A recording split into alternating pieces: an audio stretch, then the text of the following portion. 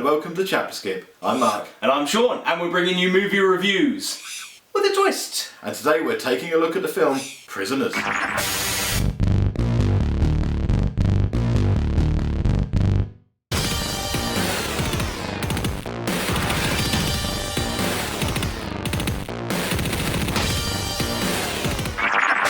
Okay, so this film isn't technically a horror film, so we've kind of veered away from that all horror movies during October gimmick, but without giving too much away too quickly, this movie was sort of scary and had more nail-biting, tense, arse-tightening moments than most horror films I've seen in the last year or so. So I'm counting it.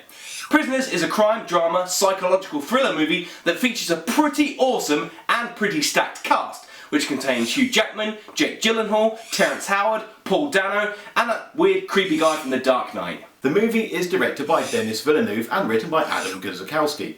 Now, the story of Prisoners on the surface is a pretty simple one.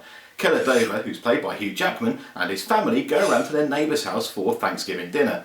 Now, Keller is a man who lives by the words of his grandfather, which were basically, prepare for the worst. And so, Keller believes that he is ready for any eventuality or situation that he may encounter. Although, to me, he did sound a bit like one of those nut jobs that live in the woods in case the government's trying to read their minds or aliens are trying to poke things up their bum. The neighbouring family are the Birches, who consist of Franklin, who's played by Terence Howard, and his wife Nancy, who's played by Viola Davis. However, the Dovers and the Birches seem to have what is possibly the most boring get-together ever.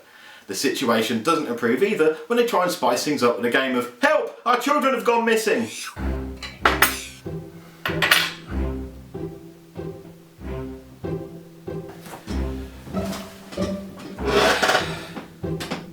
Sean, what are you doing? I'm just setting the table for our Thanksgiving meal. It's October.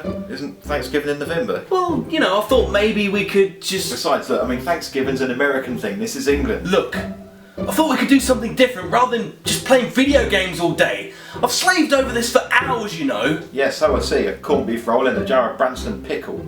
I mean, what have we got to be thankful for anyway? Well, personally, I'm thankful for all the movies that we watch. Without them, we'd be out of a job. I suppose. I'm thankful you're not spouting all that religious stuff anymore. Yeah, I need to have a word with you and Joe about that. Hang on. Where is Joe? Yeah, probably still in bed. Joe! That's weird. If he's not in the bedroom and he's not doing the review with us, then where's he gone? Huh? Do you think he's in the kitchen making us tea? Yeah, good call. Should we go and have a look? Yeah. Alright. He's not in here either. What if he slipped over in the bathroom again? Oh, guys, I'm trying to have a poo here. Can I have some privacy? God! Sorry, Joe. Sorry. Oh, geez. Meanwhile, Detective Loki, played by Jake Gyllenhaal, is enjoying his Thanksgiving meal for one when he is rudely interrupted by the call to find the missing children. Loki does his best to find out what happened and where the children might have gone when the eldest Dover kid mentions a suspicious vehicle that was sighted in the area where the girls first disappeared. And by suspicious we mean an RV. And as everyone who drives an RV is clearly a murderer, or they're using it as a mobile meth lab, yes, we're getting a Breaking Bad reference in there again, then the police rush out to locate the vehicle. Luckily, their search is aided by the fact that an RV's only weakness is that it has a magnetic attraction to trees and it barely drives about 10 feet before it crashes. Inside the RV, he finds main suspect, Alex Jones, who's played by Paul Dano. But just when you think that it's an open and shut case, Jones is questioned and Loki soon finds out that he can't really get the answers that he wants because, well, Jones has the mental age of a 10-year-old, or a Geordie. So, with the lack of evidence against Jones, the police have no choice but to let him go. Now, Keller is convinced that Jones is the one that took the kids, so he takes the law into his own hands and captures Jones himself and starts to beat the answers out he needs, in a brutal fashion that had me cringing and writhing in my seat and managed to get that, I can't watch this kind of reaction that many horror films have failed to make me do. Although, I have to disagree with that, as I found it about as vicious and brutal as a packet of sponge fingers.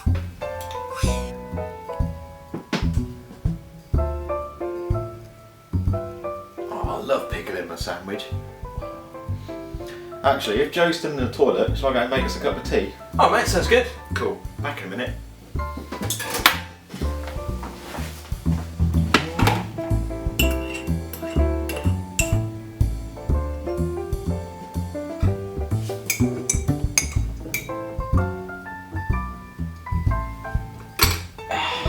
Yep. One for you, and there's mine. Nice.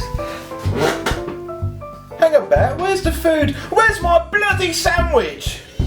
Are you sure you didn't take it to the kitchen with you? Positive, mate. I never lose track of me pickle. We established that before I even went in the kitchen. Well, maybe Joe popped in and took it whilst I wasn't looking. Oh, that lanky-haired glasses-wearing goon. I'm going to punch the teeth out of his gums. Hey, whoa. Still got a review to do.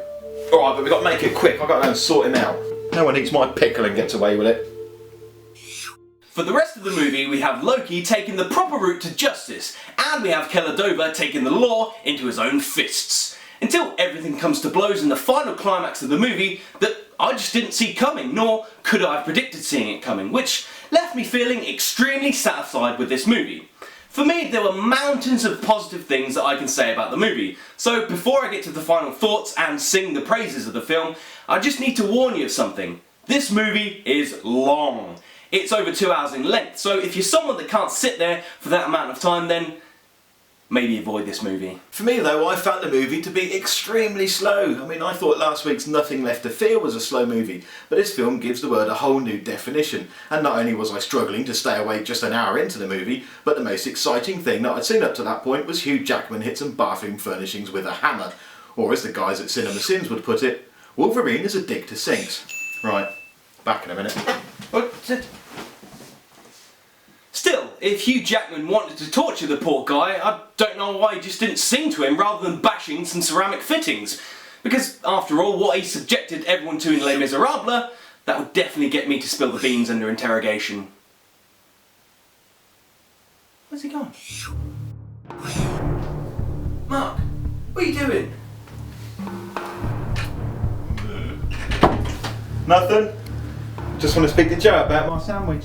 Well, are you sure that's wise, Mark? You don't really have any evidence. I'll get my answers any way I can. What have you done, sweet Jesus? What have you done? You've eaten my sandwich and gone on the run. I've fallen so far and the hour is late, and nothing remains but the crumbs on my plate. Please stop, please. Joe doesn't deserve this torture. He ate my sandwich. No, he didn't. It was me.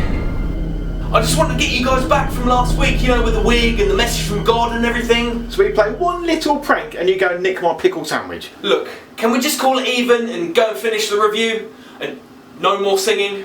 Fine, no more singing, no more pranks, no eating my sandwiches. What should we do with him? Yeah, it'll be alright. Alright. Yeah. Come on then. For me, the plot held no surprises, as I'd managed to pick out the guilty party the moment they appeared on screen, and Jake Gyllenhaal's character of Detective Thor's brother or whatever did nothing at all for the plot for me, and the film, I think, would have been just fine without him.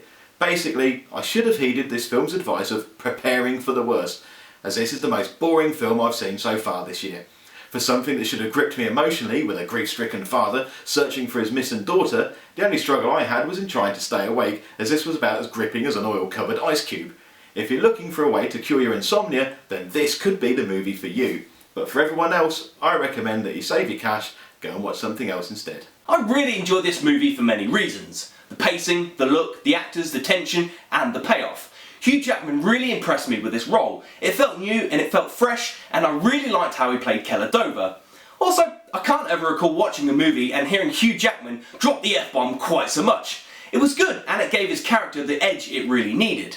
I know that this movie isn't going to be to everyone's taste, and it's not really an action-packed film either, but if you're after a movie that gets you thinking, wondering, and questioning what's around the corner in a smart, intelligent way, then this movie is perfect for you.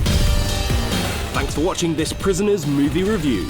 Now Mark hated the film and Sean loved it. Today there was no middle ground due to a missing Joe. So pretend for a moment that you're Joe and leave a comment telling us your thoughts and who you agree with. Is it Mark or Sean? Please subscribe to ChapterSkip for weekly movie and trailer reviews. You can also keep up to date on Facebook and Twitter. All the links are down in the description. Thanks. And his wife Nancy, who's played by Viola Dada.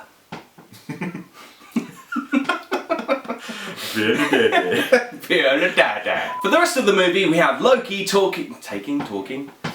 We have Loki talking. Yeah, it was. Yeah. I'm a detective and I'm at the end of my tether. I've never lost a case because I'm Loki. What have you done, sweet Jesus, what have you done? You've eaten my sandwich and gone on the run. You've fallen so far and the hourglass, are you making me laugh? I'm trying to sing along. I'm singing along with you. I remembered it, but I can see you going. I remembered.